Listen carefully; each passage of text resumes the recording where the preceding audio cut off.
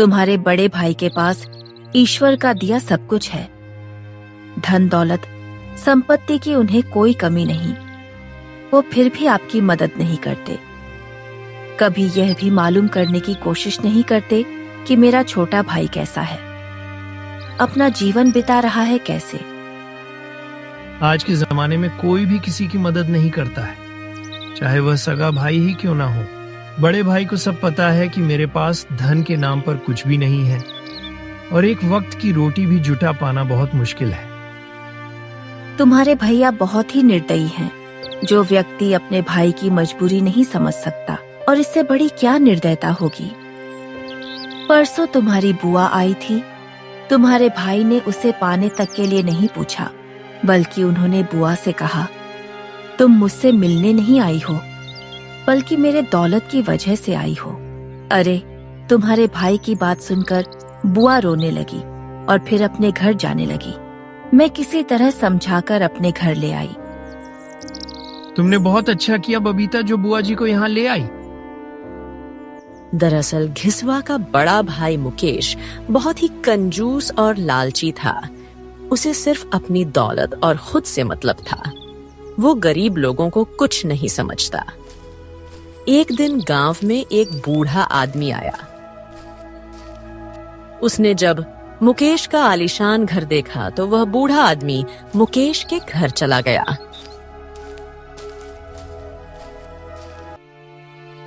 बेटा, मैं मुसाफिर हूँ।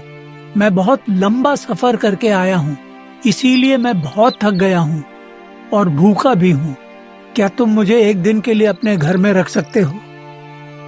बूढ़े आदमी की बात सुनकर मुकेश को गुस्सा आ गया। वो बूढ़े आदमी से बोला, ए बूढ़े आदमी, ये इतना आलीशान घर मैंने तुझ जैसे बूढ़े आदमी को रोकने के लिए बनाया है। मेरे घर में तुम जैसे भिखारियों के लिए कोई जगह नहीं है। चले जाओ यहाँ से। पता नहीं कहाँ कहाँ से मुंह उठा के चले आते हैं। मुकेश की बात सुनकर बूढ़ा चुपचाप उसके घर से चला गया। फिर वो मुकेश के गरीब भाई के घर गया।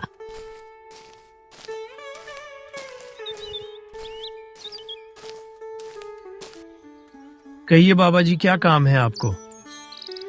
बेटा, मैं मुसाफिर हूँ, बहुत दूर से आया हूँ और बहुत भूखा भी हूँ। बेटा, क्या एक दिन के लिए तुम मुझे अपने घर पर रोक सकते हो? बाबा, ये भी कोई पूछने की बात है भला? आप अंदर आ जाइए।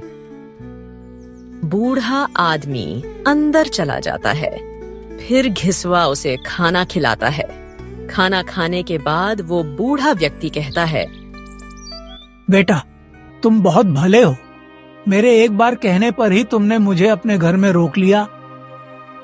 बाबा जी, इसे अपना ही घर समझिए।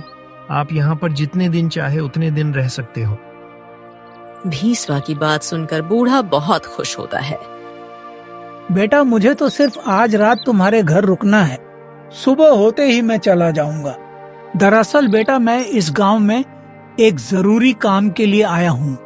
तुम्हारी मेहमान नवाजी देखकर मैं तुमसे बहुत खुश हुआ। अब मैं चाहता हूँ कि तुम्हें भी उस काम में शामिल कर लूं, ताकि तुम्हारे हालात भी थोड़े बदल जाएं और तुम्हें इस गरीबी से छुटकारा मिल जाए। बाबा, आप किस काम की बात कर रहे हैं? मैं समझा नहीं। बेटा, आज से 60 साल पहले मैं इसी गांव में रहता था। अब तो गांव के सभी लोग मुझे भूल गए हैं, कोई पहचानता भी नहीं। जब मैं इस गांव में रहता था तब मेरे पास धन दौलत की कोई कमी नहीं थी। एक दिन मेरी पत्नी बेटे को लेके अपने मायके जा रही थी। रास्ते में मौसम खराब हो गया और बहुत तेज बारिश पड़ने लगी। अचानक गाड़ी ने दुर्घटना हो गई, जिससे मेरे बेटे और मेरी पत्नी की मृत्यु हो गई। उनकी मृत्यु का मुझे बहुत दुख हुआ। फिर मैंने दुनिया से अपना नाता तोड़ लिया और मैंने ये फैसला किया कि अब मुझे अपना बाकी का जीवन ईश्वर की भक्ति में लगाना चाहिए। उसके बाद मैंने अपनी सारी धन दौलत इकट्ठा करके एक महफूज जगह पर छुपा दी और कुछ धन अपने साथ लेकर इस गांव से चला गया। आज मैं पूरे 60 साल बाद अपने गांव वापस आया हूँ। और अब मैं अपनी उस छिपाई हुई दौलत को निकालना चाहता हूँ। इसीलिए मैं चाहता हूँ कि तुम भी मेरा छुपाया हुआ धन निकालने में मेरी मदद करो। मैं उस खजाने का आधा हिस्सा तुम्हें दे दूंगा। बूढ़े बाबा की बात सुनकर घिसवा बहुत खुश हुआ और बूढ़े बाबा की मदद करने के लिए तैयार हो गया। सुबह होते ही दोनों जंगल की तरफ निकल गए। फिर बूढ़े बाबा हिसाब लगाने लगे कि उन्होंने खजाना कहाँ छुपाया है। काफी सोचने के बाद वो घिसवा को एक पेड़ के पास ले गए। फिर वो घिसवा से कहने लगे, बेटा, यहीं मैंने अपना धन छुपाया था, यह वही जगह है। फिर बूढ़े बाबा और घिसवा ने वहां खुदाई की और फिर बूढ़े बाबा ने उस जगह से अपना धन से भरा हुआ बक्सा निकाला और फिर उस बक्से को लेकर घिसवा के घर चले गए।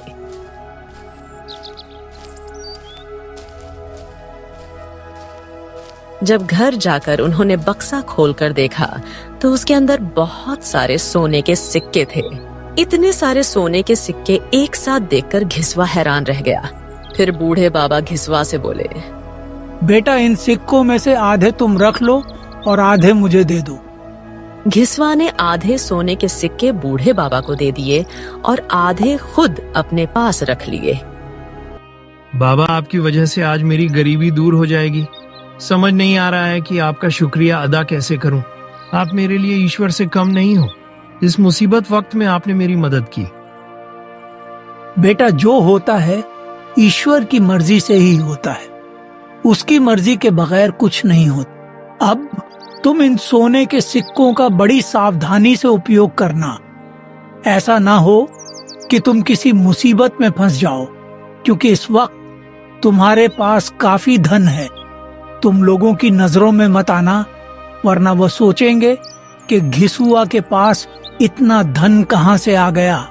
क्योंकि इंसान केवल अपने सुख से खुशी है और दूसरों के सुख से दुखी।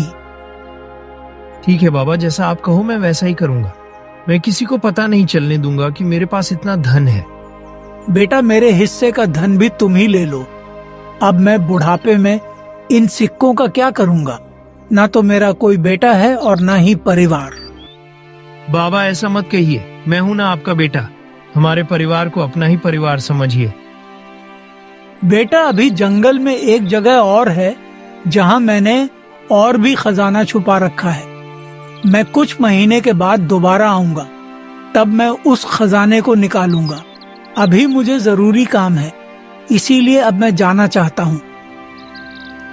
इतना कहकर बूढ़े बाबा चले जाते हैं। उनके जाने के बाद घिसवा की पत्नी घिसवा के पास आई और अपने पति से कहने लगी, इतना सारा धन एक साथ मैंने जीवन में कभी नहीं देखा। अब तो हम बहुत अमीर हो जाएंगे। अब हम अपनी सभी इच्छाओं को पूरा कर सकते हैं। जो चाहे वो खरीद सकते हैं।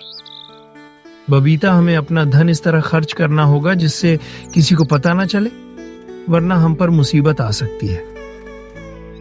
आप ये कैसी बातें कर रहे हैं? हमने कोई चोरी थोड़ी की है जो किसी को पता ना चले। सब गांव वालों को पता चलना चाहिए कि हमारे पास इतना धन है, तभी तो गांव में हमारी इज्जत होगी। आज के जमाने में इंसान की इज्जत नहीं होती, बल्कि पैसे की इज्जत होती है। अगर तुम्हारे पास पैसे हैं तो दुनिया तुम्हें सलाम करेगी। अगर पैसे नहीं हैं तो कोई नहीं पूछेगा। घिसवा किसी तरह अपनी पत्नी को समझा देता है। फिर घिसवा थोड़ा थोड़ा करके उस खजाने का इस्तेमाल करना शुरू करता है। कुछ ही दिनों में घिसवा का रहन सहन बदल जाता है। वो सबसे पहले अपने पुराने मकान की जगह एक बड़ा सा मकान बनवाता है। अब घिसवा बहुत ही अमीर है।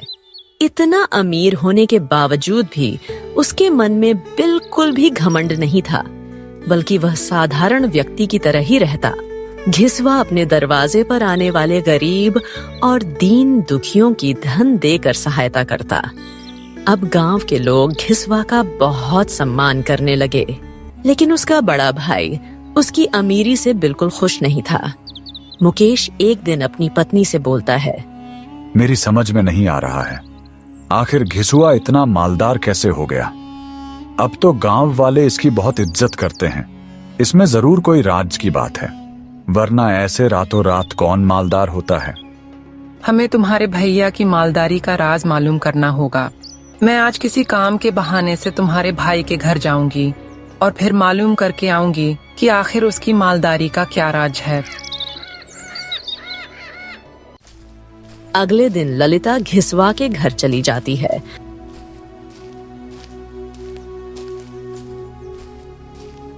और घिसवा की पत्नी से कहती है, अब तो तुम लोग बहुत अमीर हो गए हो। पूरे गांव के लोग तुम्हारी खूब प्रशंसा करते हैं कि घिसवा गरीबों दुखियारियों की खूब मदद करता है। सब ईश्वर की कृपा है। घिसवा और मुकेश की पत्नी एक दूसरे से बहुत ज्यादा जलती थी, इसलिए ललिता गुस्से में बबीता से कहती है, तुम लोग चाहे कितने भी अमीर हो जाओ, लेकिन हमारी बराबरी नहीं कर सकते।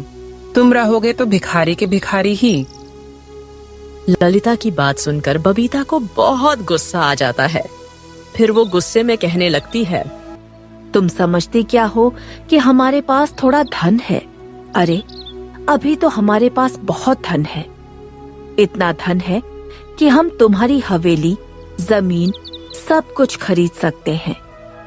अभी हमारे पास जंगल में और भी खजाना है, जिसे निकालकर हम सबसे ज्यादा अमीर हो जाएंगे। बबीता की बात सुनकर मुकेश की पत्नी समझ गई कि जरूर दाल में कुछ काला है। वो जल्दी से अपने घर गई और अपने पति से कहने लगी,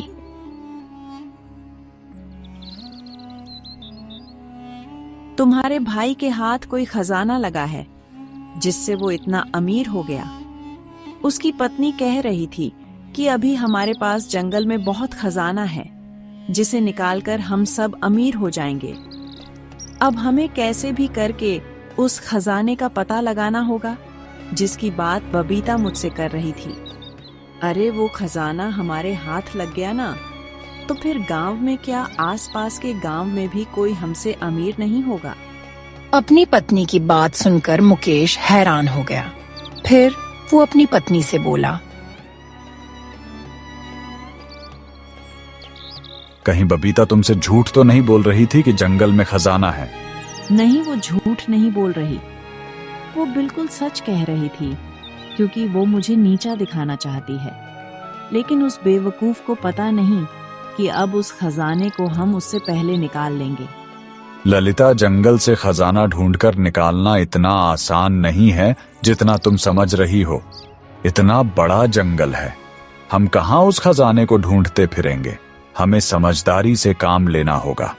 मुकेश बहुत देर कुछ सोचने लगा। तभी उसे उस बूढ़े की याद आई जो उसके घर आया था और उसने उसे भगा दिया था। हाँ, मुझे तो लगता है कि घिसुआ उन बूढ़े बाबा की वजह से अमीर हुआ है।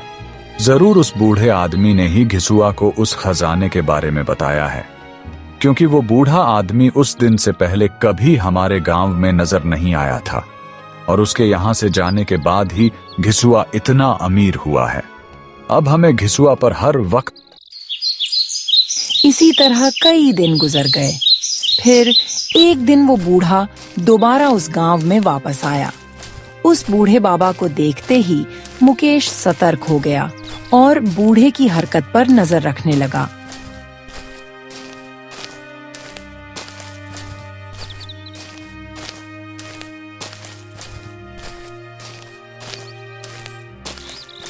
वो बूढ़ा सीधा घिसवा के घर गया। घिसवा बूढ़े बाबा को देखकर बहुत खुश हुआ।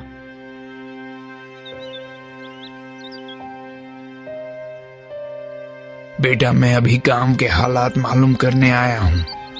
सभी गांव वाले तुम्हारी तारीफ कर रहे थे। वो कह रहे थे कि जो भी गरीब दुखियारा तुम्हारे दरवाजे पर आता है, तुम उसे खाली हाथ नहीं जाने देते हो। बेटा, ये तुम बहुत अच्छा काम कर रहे हो। बाबा, सब आपकी ही मेहरबानी है। तुम्हारी वजह से ही मैं आज अपने गांव वालों की मदद कर पा रहा हूँ। बेटा, अब शायद मैं कभी इस गांव में न आ सकूं, इसीलिए मैं तुम्हें वो जगह दिखाना चाहता हूँ जहां मैंने अपना दूसरा खजाना छुपाया था। बेटा, जरूरत पड़ने पर तुम वो खजाना निकाल लेना और उसे अपने पास हिफाजत से रखना। अब मैं सो जाता हूँ क्योंकि मैं बहुत थक गया हूँ। हम सुबह उस जगह पर चलेंगे जहां मैंने वो खजाना छुपाया है।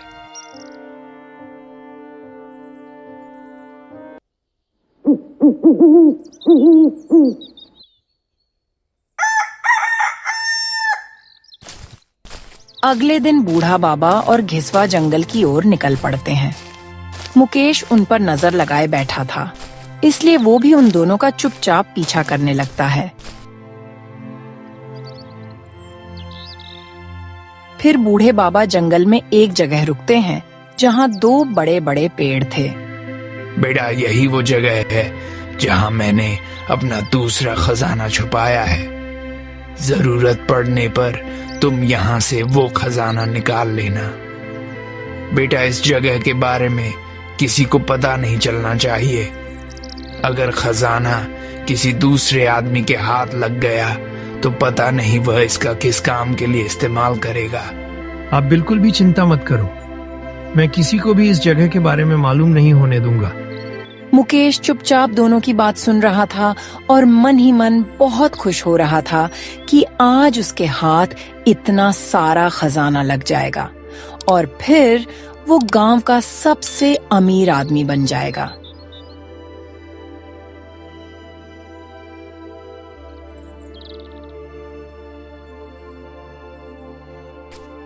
फिर मुकेश जल्दी से अपने घर जाता है और अपनी पत्नी से कहता है।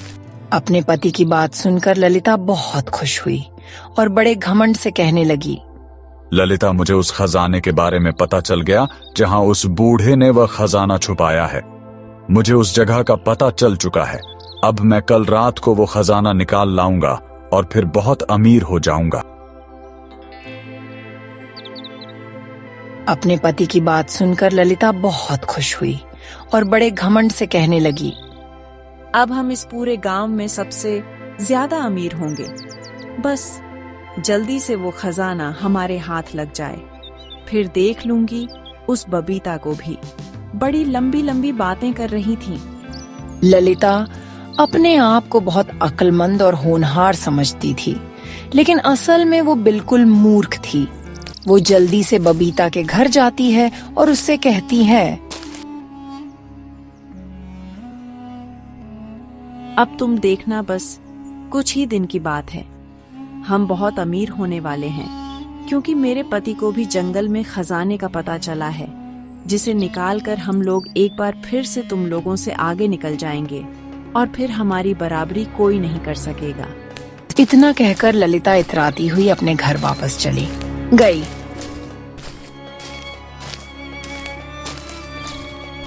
ललिता की बात सुनकर बबीता बहुत परेशान हुई। जब घिसवा घर आया तो वो घिसवा से बोली,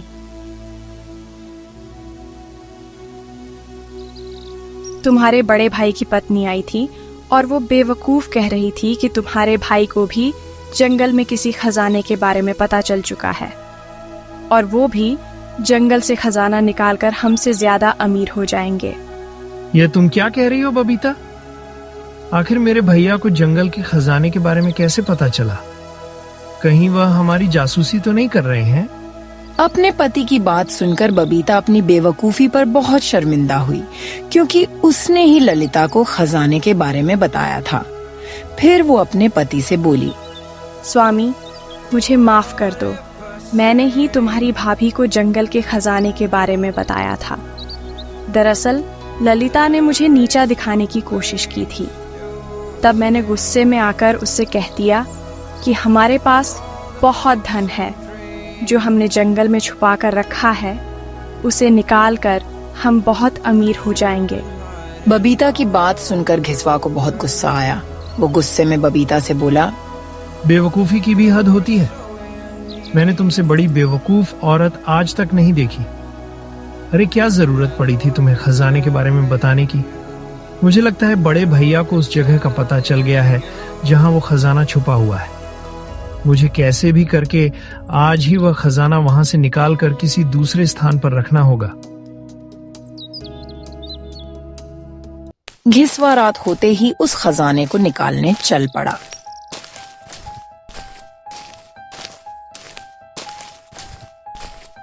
चुपचाप घिसवा खजाना निकालकर अपने घर आता है और उसे हिफाजत से रख देता है। फिर वो अपनी पत्नी से कहता है, अब किसी को मत बताना कि मैं खजाना निकालकर अपने घर ले आया हूँ। तुम क्या मुझे पागल समझते हो कि मैं अपने घर की बात दूसरों को बताती फिरूंगी? इंसान एक बार गलती करता है, बार बार नहीं। अरे भाग्यवान, इसमें गुस्सा होने की क्या बात है?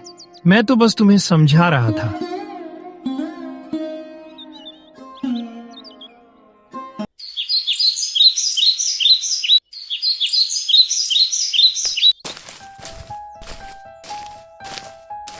अगली रात को मुकेश जंगल में उस जगह पर पहुंच जाता है जहां खजाना दबा हुआ था।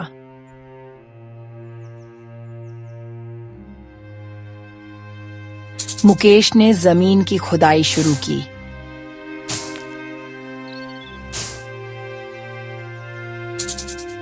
लेकिन उसे वहां कोई खजाना नहीं मिला।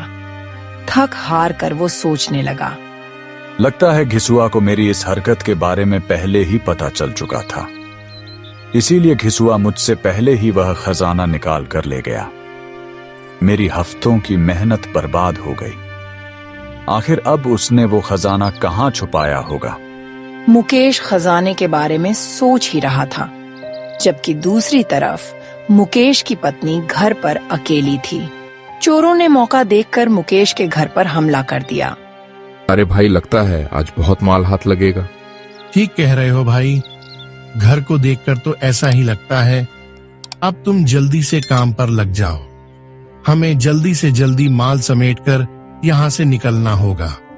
चोर मुकेश के घर से सारा कीमती सामान और धन चुरा कर ले गए। जब मुकेश घर वापस लौटा तो उसने देखा कि उसकी पत्नी जोर जोर से रो रही है।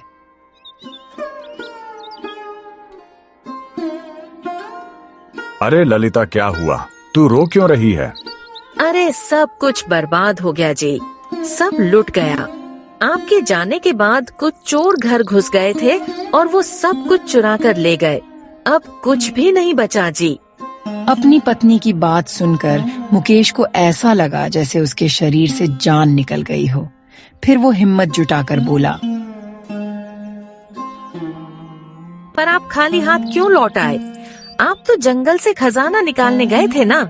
जहाँ खजाना था, मैंने उस जगह पर बहुत खुदाई की, लेकिन वहाँ खजाना नहीं मिला। मुझे लगता है कि घिसुआ को मेरे बारे में पता चल गया था, इसीलिए वो मुझसे पहले ही उस खजाने को निकाल लाया। तुम्हारे लालच ने हमें कहीं का नहीं छोड़ा। सब कुछ तुम्हारी वजह से हुआ है। तुमने उस धन को हासिल करने की कोशिश की जो हमारा था ही नहीं, और देखो, हम तो अपने ही धन से हाथ धो बैठे। ना तुम घिसुआ और उसकी पत्नी से जलन करती और ना ही हमारी यह हालत होती।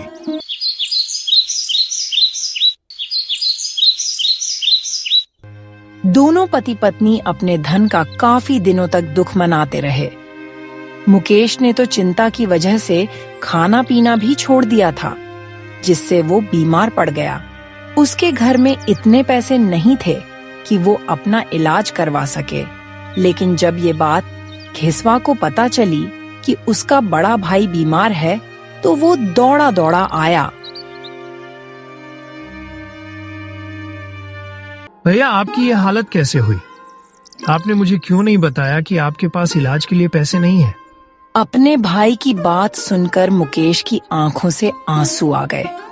उसका दिल करा कि वो अपने छोटे भाई के गले लगकर खूब रोए, लेकिन मुकेश में इतनी ताकत नहीं थी कि वो चारपाई से उठ सके। इसीलिए वो रोते रोते अपने भाई से कहने लगा, घिसुआ, मेरे छोटे भाई, मुझे माफ कर दे। मैंने हमेशा तेरा बुरा चाहा। मैं अपनी अमीरी के आगे किसी को कुछ नहीं समझता था, लेकिन ईश्वर ने मुझे दिखा दिया कि इंसान एक पल में अमीर और एक पल में गरीब हो जाता है। मेरे भाई, मैं किस मुंह से तेरे पास मदद के लिए आता? तूने हमेशा मुसीबत काटी, लेकिन मैंने कभी तेरी मदद नहीं की। मैं बहुत बड़ा पापी हूं, मुझे सजा मिलनी चाहिए मुझे सजा। ऐसा ना कहो भैया, जो बीत गया उसे भूल जाओ। मैं तुमसे बिल्कुल भी नाराज नहीं हूं। तुम मेरे बड़े भाई हो। इस मुसीबत के समय में मैं तुम्हारी मदद नहीं करूंगा तो फिर तुम्हारी मदद कौन करेगा? मैं अभी किसी वैद्य को बुलाकर लाता हूँ। इस वक्त दौड़ा दौड़ा गया और एक वैद्य जी को बुला लाया। वैद्य जी काफी देर तक मुकेश की जांच पड़ताल करते रहे और फिर बोले, घबराने की जरूरत नहीं है। खाना न खाने की वजह से इनके शरीर में बहुत कमजोरी आ गई है। मुझे लगता है ये किसी चीज की चिंता कर रहे हैं। इन्हें चिंता करनी छोड़नी होगी और अपने खाने पीने पर थोड़ा ध्यान देना होगा। कुछ दिन में ये बिल्कुल स्वस्थ हो जाएंगे। इतना कहकर वैद्य जी चले जाते हैं।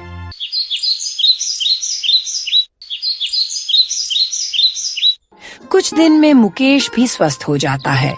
फिर दोनों भाई आपस में मिलजुल कर रहने लगते हैं और हंसी खुशी अपना जीवन बिताने लगते हैं।